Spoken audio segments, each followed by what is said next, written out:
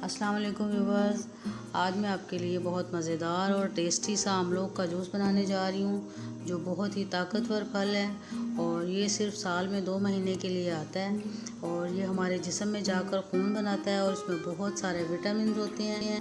इसलिए ये एक बहुत हेल्दी फ्रूट है और बहुत ज़्यादा फ़ायदेमंद है। तो आज मैं इसका मिल्क शेक बनाऊँगी आपके सामने। तो चलिए फिर अपनी आज की इस रेसिपी को शुरू करते हैं। बिस्मिल्लाहिर्रहमानिर्रहीम। तो सबसे पहले व्यूअर्स, इसको अगर हम अभी पीना चाह रहे हैं तो इसको अभी बना के अभी हम इसको इस्तेमाल कर लेंगे तो ये बहुत अच्छा है। लेकिन अगर इसको थोड़ी देर के लिए रख लेंगे तो बहुत ज़्यादा थिक हो जाता है, जो फिर अच्छा टेस्ट नहीं देगा। तो इसलिए मैं साथ साथ आपको बता रही हूँ ताकि ये मिस ना हो जाए। तो सबसे पहले व्यूअर्स, इस जूस को बनाने के लिए 4 मैंने आमलोक ले लिए। इसको जापानी फल भी कहते हैं। तो ये आपके सामने ऊपर से इसकी ये टॉप उतार के तो इसको साइडों से हम अच्छा सा साफ़ कर लेंगे, इसका छिलका उतार लेंगे। और सबसे पहले इनको मैं सारों को तैयार कर लूँगी। और जिन लोगों में खून की कमी है और वो ताकत के लिए इसे यूज़ करना चाहते हैं तो वो इसको ज़रूर पिएँ।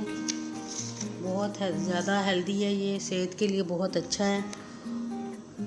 और कुछ लोग आमलों को इसलिए पसंद नहीं करते कि इसको खाने से थोड़ा मुंह खुश्क हो जाता है, मुंह का टेस्ट। लेकिन अगर आप इस तरह से जूस बना के इसको इस्तेमाल करेंगे तो ये बिल्कुल आपका मुंह खुश्क नहीं करेगा और इसका टेस्ट भी आपको ऐसा नहीं महसूस होगा कि जैसे इसको खाने से जो खुश्की सी हो जाती है मुंह के अंदर, ऐसी बिल्कुल कोई बात नहीं होगी। अगर आप इसको इस तरह से बना के यूज़ करेंगे, इस्तेमाल करेंगे। तो सबसे पहले ये सारे आपके सामने मैं छील के अच्छे से इनको तैयार कर लेती हूँ। और ये 4 मैंने बस रखे हुए हैं, इन्हीं को साफ़ करके तो इसको दरमियान में से जो इसका मोटा पार्ट होता है, थोड़ा सा सख्त होता है, दरमियान में से उसको मैं निकाल लूँगी। थोड़े नरम लिए ताकि इसको जब हम ग्राइंड करें तो अच्छी तरह से ग्राइंड हो सकें। और ये जो इसका हार्ड सा पार्ट होता है इसको मैं बिल्कुल अलहदा कर लूँगी।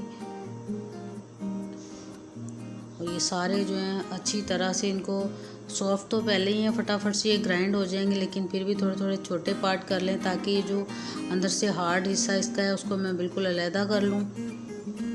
और इसी तरह ये जो चारों रखे हुए हैं इनको मैं आपके सामने तैयार कर रही हूँ। ये तैयार हो गए हैं। और दूसरी तरफ ग्राइंडर जग है, उसको मैंने रखा हुआ है बाहर और उसके अंदर ये डाल लेते हैं सारे पीसेस इसके। और ये सारे पीसेस डालने के बाद अब इसके अंदर हम दूध डालेंगे। 3 ग्लास के बराबर इसके अंदर मैं दूध डाल लूँगी। और चूँकि इसमें मिठास काफ़ी होती है तो इसलिए चीनी हम थोड़ी कम ऐड करेंगे इसके अंदर। काफ़ी मीठा फल होता है ये।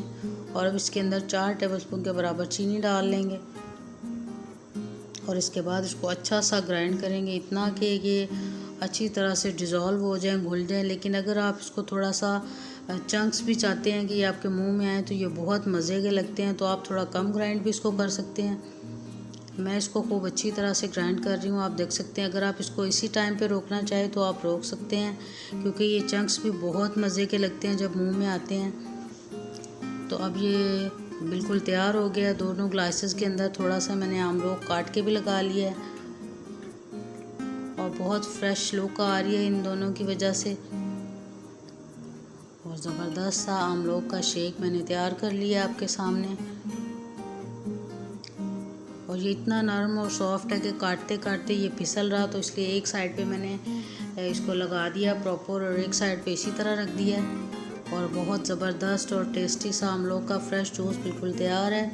उम्मीद है कि आपको मेरी ये आज की रेसिपी अच्छी लगी होगी। और अगर व्यूअर्स आपको मेरी ये रेसिपी अच्छी लगे तो वीडियो को लाइक कीजिएगा, चैनल को सब्सक्राइब कीजिएगा। तो फिर मिलेंगे व्यूअर्स इंशाल्लाह ताला एक नई वीडियो के साथ। तब तक के लिए अल्लाह हाफिज़।